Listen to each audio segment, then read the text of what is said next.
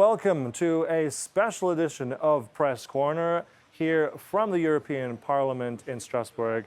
I'm your host, Sascha Fahrbach, and I'm joined here today on a very important day, all things considered about the European Union, with two MEPs from very different groups. It's my pleasure to introduce Tomáš Zdechovský from the EPP. Nice to meet you. Good to see you. And also I have Rihards from the ECR from Latvia. Good afternoon. Good to have you here. So let's begin with the so-called peace mission of Mr. Orban. Let's just roll a little clip to ground us on that now. The newly elected European Parliament convened for the first time on Tuesday, nearly 3 weeks into Hungary's EU presidency. In a whirlwind start, Viktor Orban embarked on a self-proclaimed peace mission earlier this month, traveling to Kiev, Moscow and Beijing, all in the first fortnight of Hungary's EU presidency and much to the dismay of EU officials. If he does it as the rotating president of the Council, it seems to me to be completely inappropriate, because the rotating presidency of the Council has no competence in foreign policy. A few days ago, the most visible head of the new group of false patriots, Orban, met with Putin to denigrate the EU, to proclaim that he has a peace plan that nobody knows about, and to promote Russian expansionism.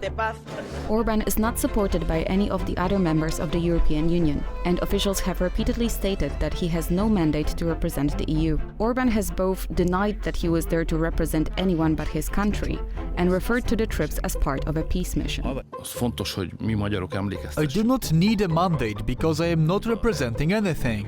All I'm doing is going to places where there is a war, or the risk of a war that threatens the European Union and Hungary, or that could have a negative impact on them, and I'm clarifying facts and asking questions.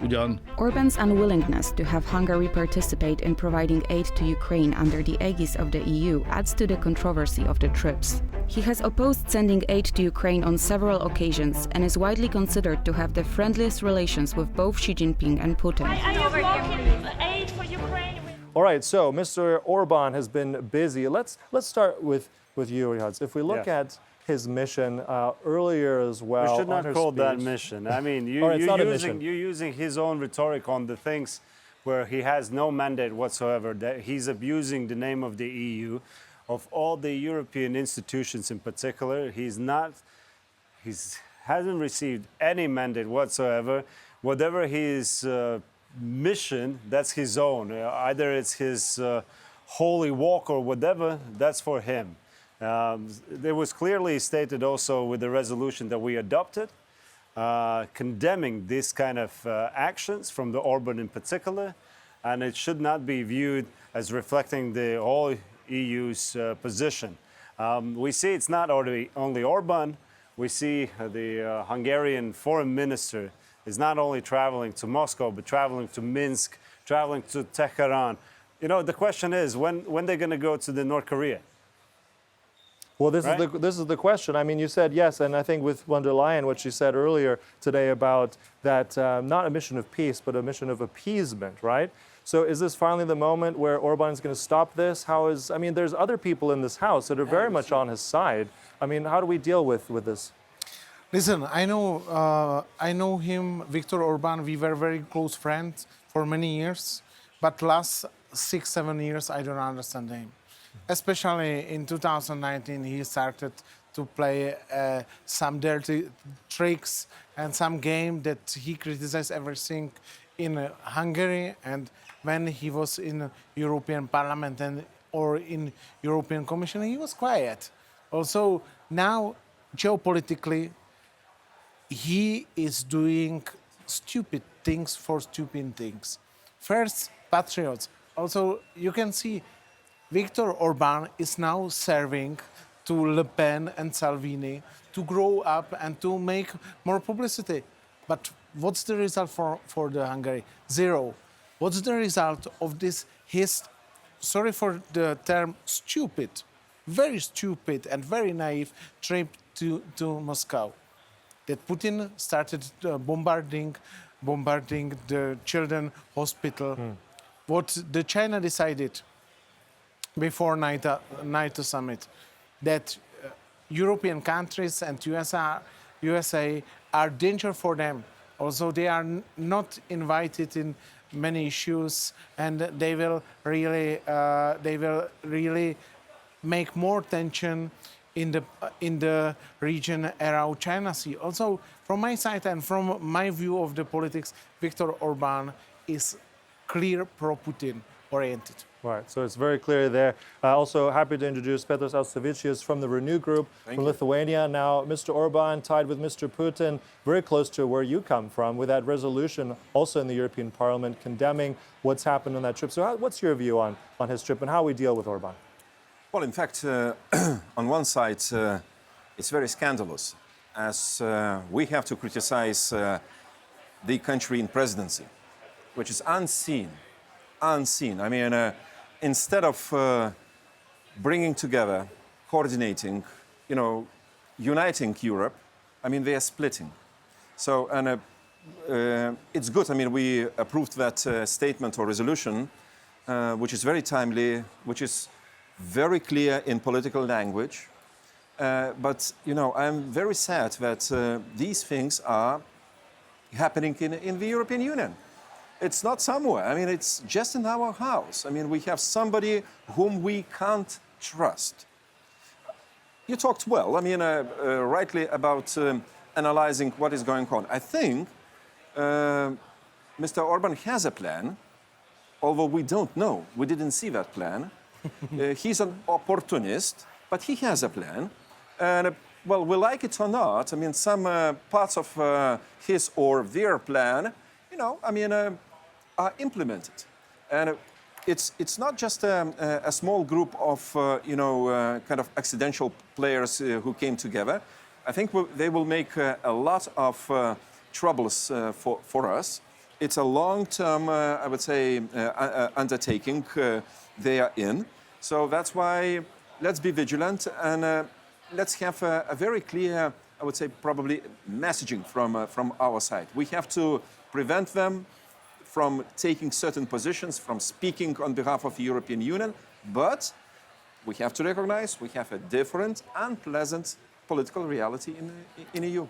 A different, unpleasant reality view. So let's look at that as well. If we're looking at some of the members of this House, if we're looking at the sovereigntists, if we're looking at the patriots, I mean, they do, whether you like them or not, they are here, they represent a certain electorate. We always talk about the cordon sanitaire, but how do we best approach this? I mean, should we still listen to those voices? Do we build another fence around them? What do we deal with the issue of democracy in that as well? I'm just curious on your thought. Well, there are even other group, what I noticed today, it's not, I don't like the term the corridor sanitaire. It's, when we talk about medicine, those are gravely ill people that are being put in isolation. Those are people with, their voters and so on. Yes, we are totally disagreeing on their ideological whatever positions. We are clearly calling them out when they are openly supporting Putinist ideas and etc. And this is what we have to do. This is what the democracy means. And this is, in the end, for the voters next time to decide either I'm backing them or not. So therefore, we have to confront them here publicly as well whenever they speak out. But then, as I mentioned, there are a group that are really openly pro-Putinist. I mean, the lady today that stood up and started Romanian, shouting and so on. No, this is exactly what, for example, Putin watching today the vote on von der Leyen is applauding. This is great. This is what the rest of the European citizens will see, that the house is a circus. So I think, of course, well, the ECR, we didn't have as a group a common stance on von der Leyen, but nevertheless, we are, if we may say, a constructive opposition at this point of time. But I mean, in the European Parliament, 5 years and a half of the term, there's already might be different shifts and so on. But with the Patriots, yes, we heard the Bardell on the statement adoption as well. He was somewhat supportive of Ukraine. But then the trigger words for me, for example, that instantly says this is a spectacle for him, that's not truthful position, was that, well, but we have to negotiate for peace. I mean, if we call the tribunal for Putin as a war criminal, how can you negotiate with a war criminal? It's a schizophrenic position. So therefore, it's not truthful position when it comes to we do support Ukraine. Let them show that in action. Like, for example, supporting the statement. That is, then I believe you. So more action, more proof Yes, is needed more to action, convince absolutely. at least you and potentially also others in this House. And I also want to just share this information very fresh right now. As we're recording, we've just heard that Ursula von der Leyen has risen to the numbers that she needed. Remind you, 361 is what she needed. She got 401, so quite comfortably. Yes. And I think this was what we've all been waiting for here. This is imminently, just a few moments ago, von der Leyen now back for that next term as president of the Commission. Now, let's roll that little quick clip to ground our next little part. Votes in favour, 401. Ursula von der Leyen has been re-elected as president of the European Commission. The secret ballot vote took place on Thursday afternoon. Von der Leyen had the support of three centrist groups: her own European People's Party, the Socialists and Democrats, and the Liberals of Renew Europe. The incumbent president reached out to the Greens and European Conservatives and Reformists for additional support. However, many ECR members, including Polish, Czech and Italian MEPs, opposed her candidacy. Well, I would like to say straight away that if you expect an indication as to how to vote on behalf of the ECR, our parliamentary group is made up of political parties that need to take into account their national prerogatives. And each and every one of us will speak on the basis of our national interests. In the end, von der Leyen won with a large majority of 401 to 284. I will work as intensively and as good as possible with these who supported me. Indeed, it's the pro-European, pro-Ukraine, pro-rule of law. I'm very grateful, of course, to the platform, EPP, Renew and SD, but I'm also very grateful to the Green group to have supported me. Ursula von der Leyen will remain at the helm of the European Commission for another 5 years. How was the meeting? So there we have it. Ursula von der Leyen has managed to clinch it 5 years ago, razor sharp. Now she's gotten a much more comfortable majority here. So what's your first reaction from the EPP as someone from Czechia? You must be a happy man right now. No, I was waiting this result. I think that I said today that it will be 401. Also, I'm very happy, but it shows that the majority of Democratic Party what really wants secure Europe, what wants a reform of the Green Deal, what wants really stability. It's here, and we have to do maximum and press all the Commission for really doing their job. Also, I'm happy, but I'm not happy for Ursula, but I'm happy for the results for Europe. A good result for Europe. Let's also get on some of the things she said. Maybe Petras, looking at some of these new commissioners we're hearing about. She wants these portfolios. Commissioner for Mediterranean Defense Coordination with the High Rep Youth is renamed. Housing, that's going to appease the socialists. So what do you think of these commissioners? Is this achievable? Are we going to see different portfolios come to life? What's your reaction to her plan? As a candidate for the Commission's president, Ursula von der Leyen, to my understanding, spoke a very sober language. She introduced some novelties. It involves 4 positions. I wouldn't say they are completely accidental. I see, for example, as a special representative for Mediterranean, a bit pleasing Italian Prime Minister.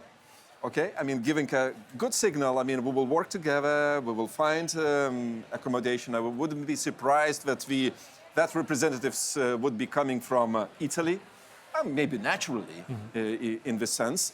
But I think she demonstrated certain flexibility, adjusting to, an easy reality. I would probably should start speaking as, there is a war in Europe, and we have no chance play any empty political games, just asking for some, 2 commas in addition or for some dots somewhere else.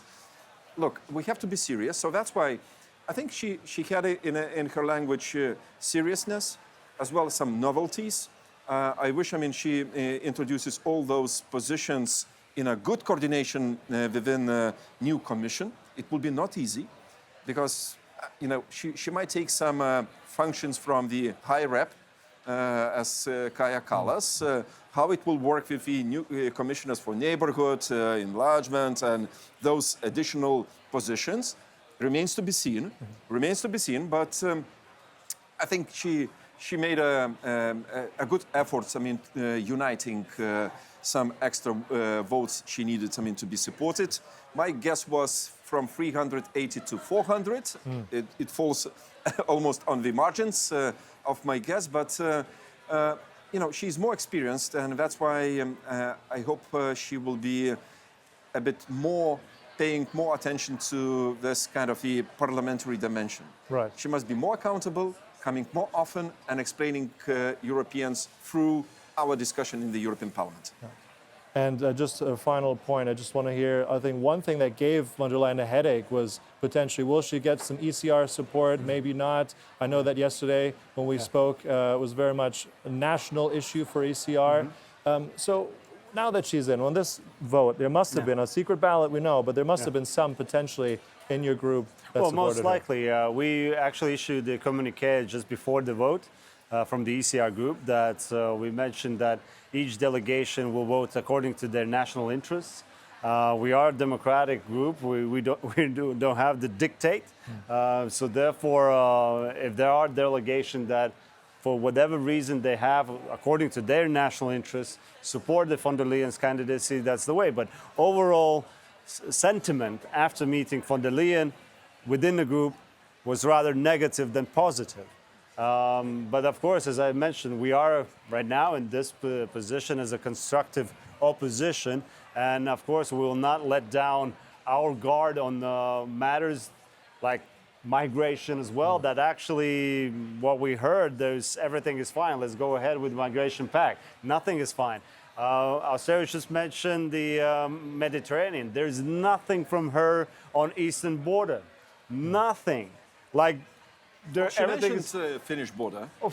Yeah, well, Finnish border. Yeah, but it's not the hottest spot. Exactly, and but I mean, we also have heard about the air shield. That's a different thing. But at the same time, the EPP has been lobbying for more. She didn't mention air shield. She said democracy shield or something. As well.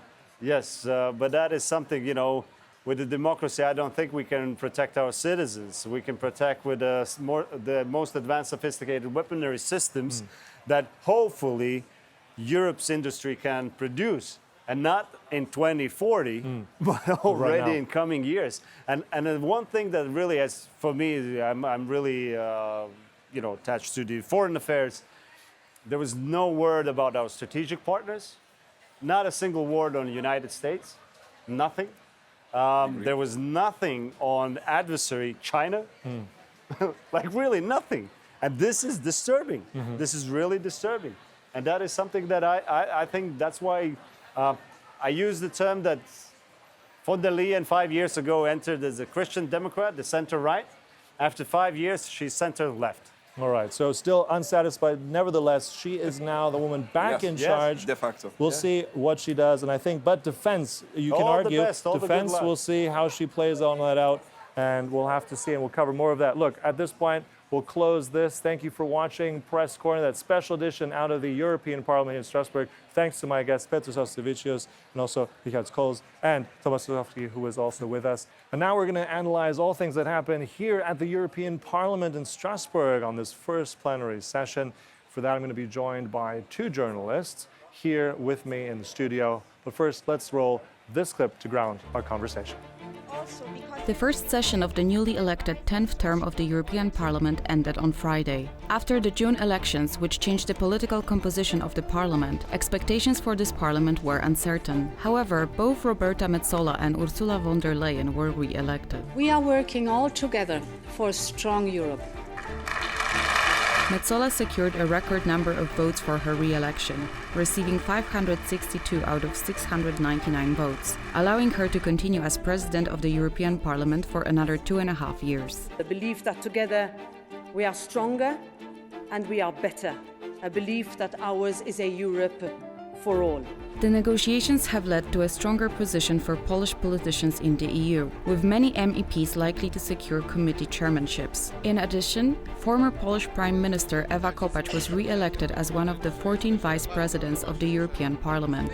I want to thank everyone. There is a lot of work ahead of us, but I am not afraid of challenges because I have a great team here with me. The EP's first plenary session was also marked by strong statements and scandalous behavior. A Romanian MEP was escorted out of the hemicycle for shouting in protest during a political group leader's speech on abortion. The new far-right MEPs were vocal in their criticism of support for Kiev. We are not in favor of the delivery of weapons which will enable direct strikes on Russian territory, nor of the entry of Ukraine into NATO. I believe these two proposals would fuel the risk of escalation with a nuclear power.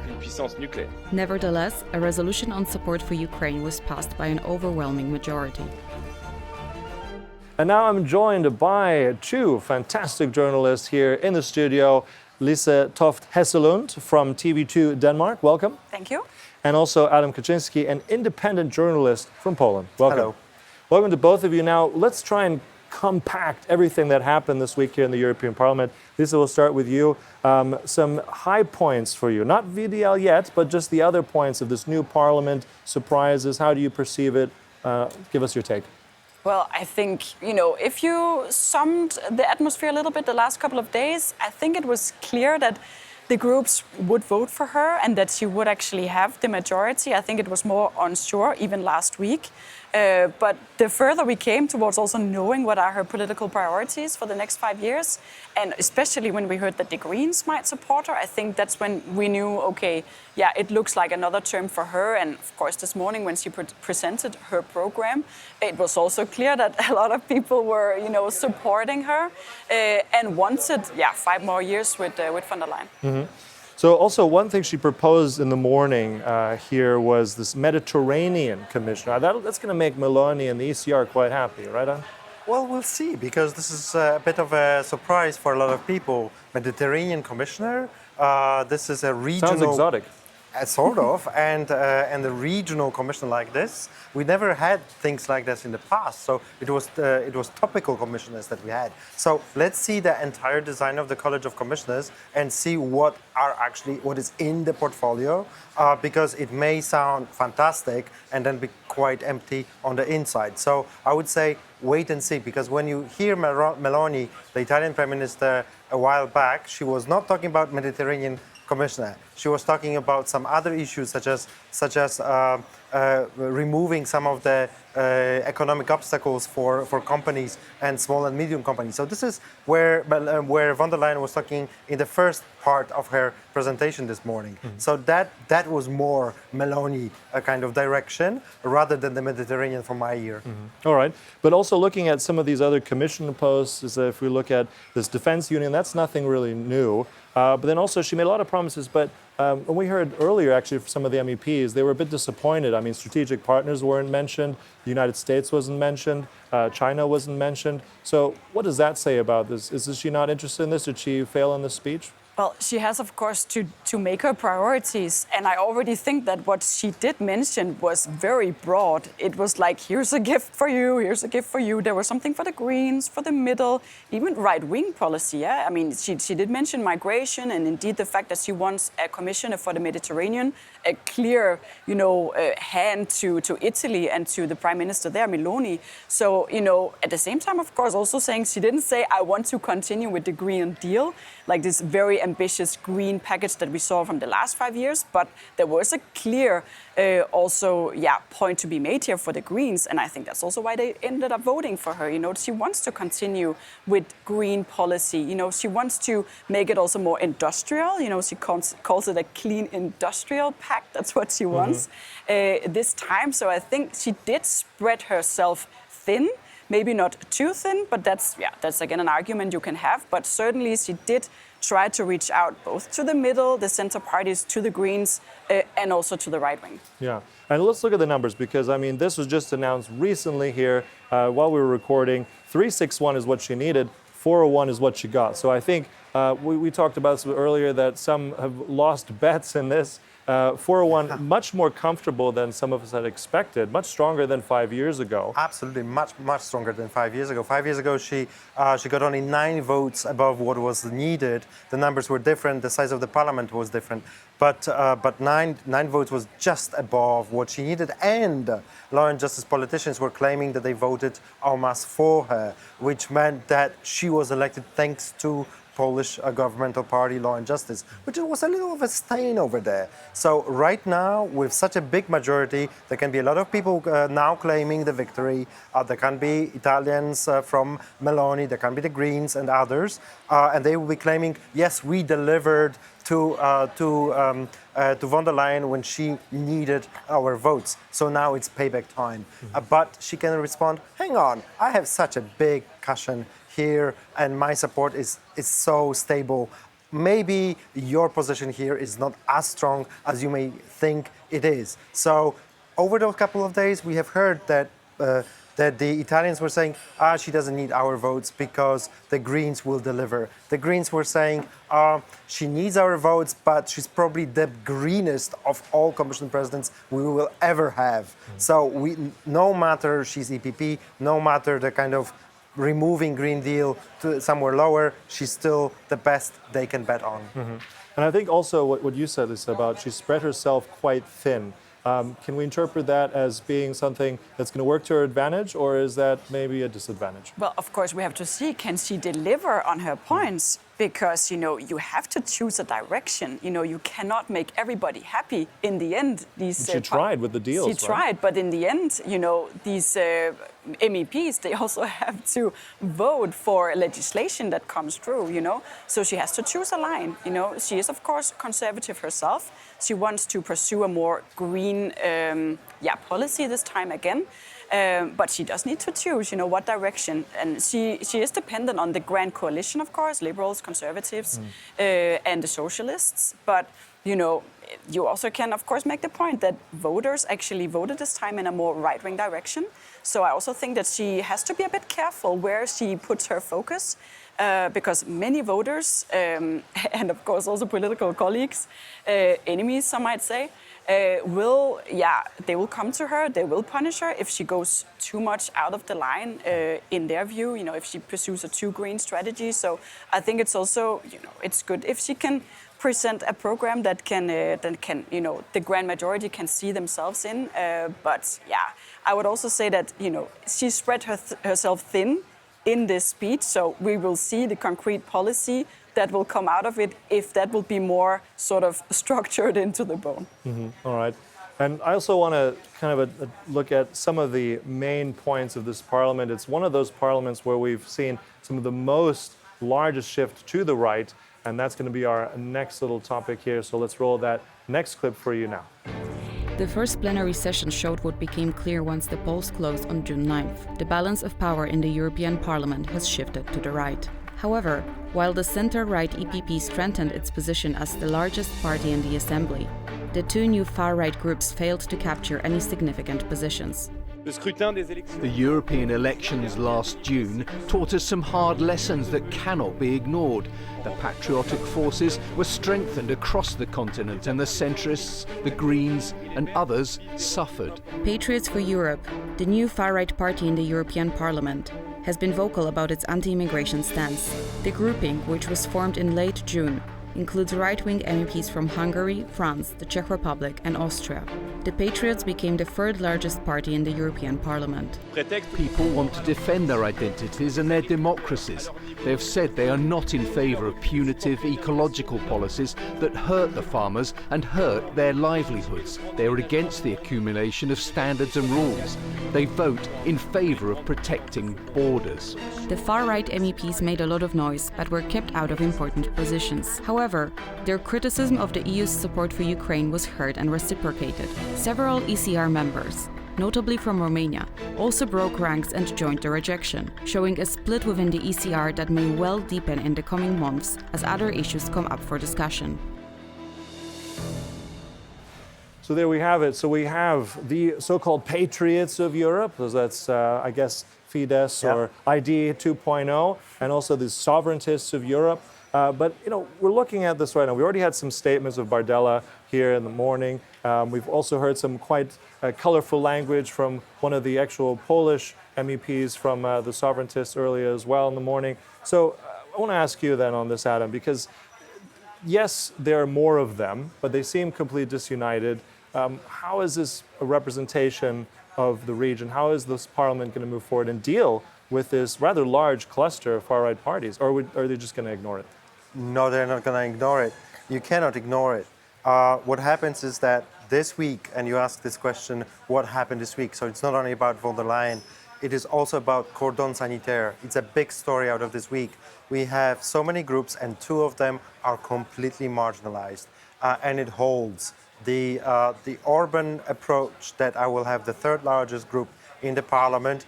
Where is this group? They are not getting vice presidents of the House. They are not getting a chairmanship of the committees. So this group is marginalized. The same applies to the sovereignist group of AfD and Friends, but it does not apply to the Meloni group, the ECR. They are out of the gate. They are in the mainstream. Their people got the positions of vice presidents of the parliament, questor. One of the questors is actually Polish Law and Justice politician. And then the same will probably be confirmed in the next days when the chairmanship of committees are appointed. So they are out there in the mainstream, and it's super important because cooperation with ECR, with Meloni people, will continue for years to come. There will be next commission, which is the next big step, to be negotiated, and up to 5 commissioners will come from governments that are ruled from right-wing, far-right or extreme far-right politicians. So if you have 5 commissioners who are coming from such governments and such member states, then they are going to be heard in the parliament, and you will have to accommodate it this way or another. We've seen it already that Orban candidates in the past were rejected by the parliament. Will it happen again with an Orban candidate? But how about ECR candidates? Are they going to get through the Italian, the Czech, the Belgian, the upcoming Belgian government commissioner? We don't know if it's an ECR or other party, but still, they are part of the structure now. Part of the structure, Lisa, you've covered Brussels, Strasbourg for a little while now.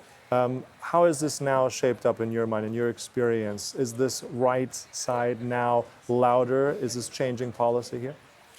Well, it's certainly stronger than it was before. They have simply more MEPs now, the right-wing parties. And I do think that they have managed to group themselves in a wise way. Of course, before the elections, there were talks about could they form one big group.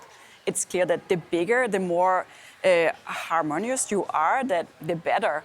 Now we have 3 groups on the right wing. Can they work together? Can they form these blocking minorities? Can they form maybe majorities also with other MEPs? That remains to be seen. But of course, I mean, this right-wing shift that we also talked about before the elections, would it manifest? Well, it did. Not to a grand extent, but it did. And so now the big question is, of course, how can and will they influence policy? Of course, it also matters who the commissioners are, what portfolios they get, what countries they're from, political background, and so forth. But of course, the exciting thing here is for policy nerds like us is how will it influence the general policy, both of the Commission and of the Parliament, and of course the legislation that then comes out of it. But I do think it matters that we have these 3 big groups now in the Parliament with more members than they had before that can influence legislation, and they will. The question is, of course, to what extent will we see that? Well, we've seen a little bit earlier today with, I believe it was a Romanian MEP who made quite, I think, a movement that she had to be escorted out. Hopefully that's not going to be the norm here, no matter which party you're from. I want to just ask really briefly at the end, also looking at commissioner portfolios potentially, looking also at the Central Eastern European region, Poland in particular, looking at potentially 2 committees here in the Parliament, and also defense has come up as well, as a commissioner as well. So what's your take? Are there going to be any surprises in the upcoming weeks? Oh, there will be plenty of surprises in the upcoming weeks when it comes to commissioners. In the committees, on the committee side, You will have a couple of Poles as a committee chairs. So the Poles are well represented. There will Industry, be I think, is industry, one of the largest, actually, if not the largest committee. There are two, because the parliament also changed the size of committees. The size of committees is indicator for how important the committee is. So there are two, the largest committees out there. ENVI for environment, climate change, and industry for the industrial side, also of the climate change. And the ITRE will be having as a chair a Polish EPP politician. There will be another Polish EPP politician chairing the upcoming Committee on Health, which will be upgraded probably in the fall. And there will be another Polish ECR politician chairing a Committee on Petitions, which is an interesting turn of events. As for other nationalities, we'll have to wait and see because they are not having such a big national delegations in any of the big groups out there. The biggest of them are the Romanians or Hungarians, but Hungarians are Fidesz and they are out of the cordon sanitaire, or within the cordon sanitaire. But the Romanians may get some positions in the committees. When it comes to commissioners, the biggest one I would watch out for is the ones related to the Green Deal, especially on the industrial front. The renegotiations of 2035 combustion engines. This is one big issue out there that is so divisive between the EPP and the left, so the ruling coalition behind von der Leyen, that if this gets into the hands of a commissioner that is coming from more conservative or center-right governments, then this is likely. And then majority for it exists in this parliament. So the question is whether the commission will initiate towards this in this direction. So and then the left definitely wants big scoops. The Spanish socialist government is demanding a vice presidency of the commission responsible for the Green Deal, and there's even a name for it. So there will be plenty of stories to follow. Plenty of stories, and I think also plenty of highlights as well for Poland, for the Central Eastern European region. Great. So we'll have to continue that discussion another time. So for now, I want to thank you both. Thank you, Adam Kaczyński, and thank you, Lise Toft, Hessellund, for coming by and sharing your views. And thank you for watching. This concludes the special edition of Press Corner from the European Parliament, Strasbourg. I'm Sascha Fahrbach. See you next time. Goodbye.